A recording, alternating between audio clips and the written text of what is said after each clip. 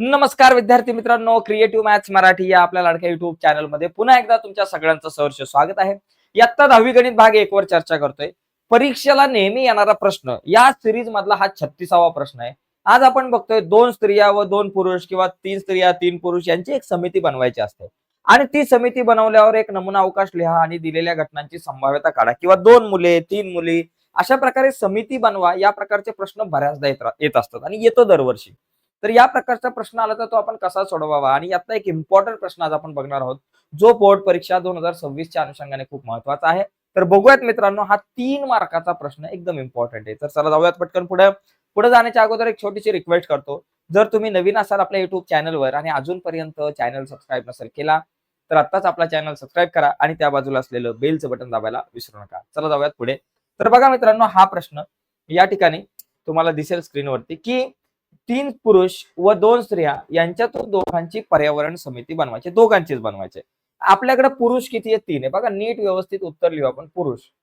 पुरुषांची संख्या 3 आहे. पुरुष म्हणजे मेल आपण पकडू, M1 M2 M3 मेन पकडू आणि महिला ज्या आहेत त्या महिलांना आपण वुमेन म्हणू. महिला ज्या आहेत आपल्याकडे किंवा स्त्रिया आहेत, ओके, स्त्रियांची जी संख्या आहे ती आपल्याकडे किती आहे? 2 आहेत, बरोबर का? 2 स्त्रिया म्हणजे वुमेन W1 आणि W2 अशी 5 जण आहे. तर 5 जणांपैकी दोघांची समिती बनवायची. आता कुठल्या दोघांना घ्यायचं? तुम्ही M1 M2 ला घेऊ शकाल, M2 M3 ला घेऊ शकाल, M1 W1 ही पण एक जोडी होऊ शकते, M2 W2 ही पण जोडी होऊ शकते, M3 W1 ही पण जोडी होऊ शकते. अशा बऱ्याच जोड्या होऊ शकतात. तर त्या जास्तीत जास्त जोड्या किती होतील? त्या सगळ्या जोड्यांना आपल्याला लिहावं लागेल, तो म्हणजे नमुना अवकाश. आणि हा नमुना अवकाश लिहिताना विशेष काळजी घ्यावी लागणार आहे. जर तो लिहिताना चुकला तर पुढचं सगळं चुकलं समजायचं. ओके, तर पहिली गोष्ट आपण नमुना अवकाश लिहू. यस, इथं नमुना अवकाश लिहिण्याची तुम्हाला मी एक ट्रिक सांगतो. चला, ती ट्रिक काय माहितीये का? पहिली सुरुवात आपण M1 पासून करायची. M1 ची जोडी सगळ्यांसोबत जुळवायची. कशी? M1 M2 ही जोडी झाली. पुढे जायचं, नंतर M1 M3 झाली जोडी. त्याच्यानंतर आपल्याकडे M1 आणि W1 M1 W1, त्याच्यानंतर M1 आणि W2. बघा या ठिकाणी तुम्ही जर बघितलं तर M1 ची जोडी सगळ्यांसोबत झाली. M1 M2 M1 M3 M1 W1 M1 W2 झालं. आता काय करायचं? आता M2 घ्यायचा. आता M2 ची जोडी सगळ्यांसोबत जुळवायची. पण मागं जायचं नाही, कारण M2 आणि M1 ची जोडी ऑलरेडी आलेली आहे. मागं जायचं नाही, पुढच्यांसोबतच जोड्या जुळवत जायच्या, नाहीतर रिपिटेशन होईल आणि रिपिटेशन झालं की मग तुमचं उत्तर चुकू शकतो. आता M2 M3 समोर जायचं, M2 M3 झालं. त्याच्या पुढे काय बाबा आपल्याकडे M2 M3 झाले, M2 W1 आणि त्याच्यानंतर M2 W2. चला, झाली M2 ची जोडी. आता M2 नंतर M3 ला घ्या. पुढेच जायचंय, मागं जायचं नाही, कारण M3 M1 ची जोडी झालेली असते. इथं M3 M2 ची जोडी पण कुठेतरी झालेली असेल. बघा इथं झालेली आहे. मागे जायचं नाही, पुढेच जायचं आपल्याकडे.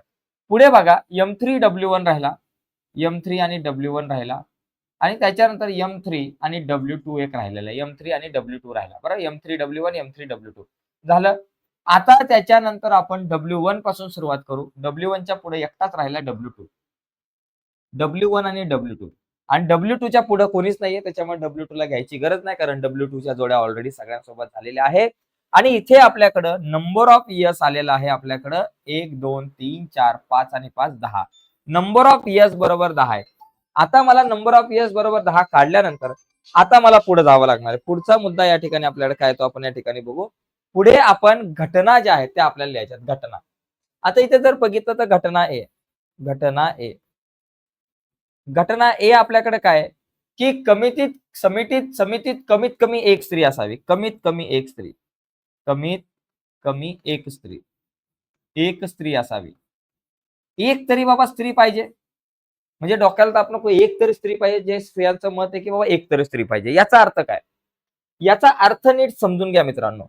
कमीत कमी एक तरी स्त्री पाहिजे, याचा अर्थ एकापेक्षा खाली शून्य स्त्री नकोय. 2 असल्या तरी चालतील. कमीत कमी एक म्हटलं ना मित्रांनो, लक्षात घ्यायचं, 1च्या वर 2 पण चालू शकतात, 3 पण चालू शकतात, 4 पण चालू शकतात. जेवढ्या असतील तेवढ्या स्त्रिया चालू शकतात, पण एकाच्या खाली नकोय. शून्य स्त्री नकोय. कमीत कमी एक म्हणजे एकाच्या खाली नको. मग आता इथं बघा, एक तरी स्त्री पाहिजे असं कुठं आहे? M1 M2 इथं तर 2 पुरुष नाही चालणार. M1 M3 इथं पण 2 पुरुष नाही चालणार. M1 W1 इथं चालेल एक स्त्री आहे. M1 W2 इथं स्त्री आहे. M2 M3 इथं एक पण स्त्री नाहीये. M1W1 इथे एक स्त्री आहे, M2W2 इथे एक स्त्री आहे, M3W1 इथे एक स्त्री आहे, M3W2 इथं पण एक स्त्री आहे आणि M1 नाही सॉरी इथं M1W2 लिहिलं मी चुकून, W1W2 पाहिजे, W1 आणि इथं W2 आपल्याकडे पाहिजे. ओके, बाय मिस्टेक चुकून आपण लिहिलं. W1 आणि W2 ही इथं पण दोन स्त्री आहेत, लक्षात घ्या. म्हणजे लक्षात घ्या इथं आपल्याकडं M1W1, M1W2, M2W1, M2W2, M3W1, M3W2 आणि W1W2 इथं दोन स्त्रिया आहेत. दोन स्त्रिया चालतील. लक्षात घ्या, दोन स्त्रिया आपल्याला चालतील. म्हणजे या ठिकाणी लक्षात घ्यायचं, दोन स्त्रिया चालू शकतात. कमीत कमी एक म्हणजे दोन स्त्रिया चालू शकतात. मग या सगळ्यांना आपण या ठिकाणी लिहू. या सगळ्या ज्या काही जोड्या आहेत त्यांना इथं आपल्याला लिहायचंय. काय बाबा M1, M1, W1, त्याच्यानंतर M1, W2, त्याच्यानंतर M2, W1, त्याच्यानंतर M2, W2, त्याच्यानंतर M3, W1, त्याच्यानंतर M3, W2, M3, W2 आणि W1, W2 आणि W1, W2. मग मला सांगा नंबर ऑफ ए बरोबर किती आलं? 1, 2, 3, 4, 5, 6, 7 आलं. नंबर ऑफ ए बरोबर 7. आता याची जर संभाव्यता मला काढायची झाली तर ती संभाव्यता म्हणजे पी ऑफ ए. आणि संभाव्यता काढायचं सूत्र तुम्हाला माहिती आहे, नंबर ऑफ ए भागिले number of S. Number of A 7 आहे आणि भागिले नंबर ऑफ एस 10 आहे. 710 ही संभाव्यता. अशा प्रकारे मित्रांनो हा प्रश्न आपण सोडू शकतो. एकदम सोपा आहे. आता घटना दुसरी बघा. घटना समजून घ्या. घटना बी. घटना बी काय की समितीत एक पुरुष व एक स्त्री असावी. एक पुरुष व एक स्त्री असावी व एक स्त्री असावी. समितीत एक पुरुष व एक स्त्री असावी असं या ठिकाणी आपल्याला लिहायचं. बघा आता बघा एक पुरुष आणि एक स्त्री कुठं कुठे ते आपण या ठिकाणी लिहूयात. बी बरोबर म्हणजे कसं दोन पुरुष असले की स्त्रियांना राग येऊ शकतो, डोक्याला ताप नको. आणि दोन स्त्रिया असेल की पुरुषांना राग येईल, त्याच्यामुळे टेन्शन नको. एक स्त्री एक पुरुष बघा कुठं जोडी आहे. एक स्त्री एक पुरुष बघा इथं M1W1 इथं एक स्त्री एक पुरुष आहे, इथं एक स्त्री एक पुरुष आहे, इथं M आणि W दोघं आहे, इथे M आणि W दोघं आहे, इथं M आणि W दोघं आहे, इथं M आणि W दोघं आहे. इथं दोन पुरुष नाही चालणार, इथं दोन पुरुष नाही चालणार, इथं दोन पुरुष नाही चालणार, इथं दोन स्त्रिया चालणार नाही.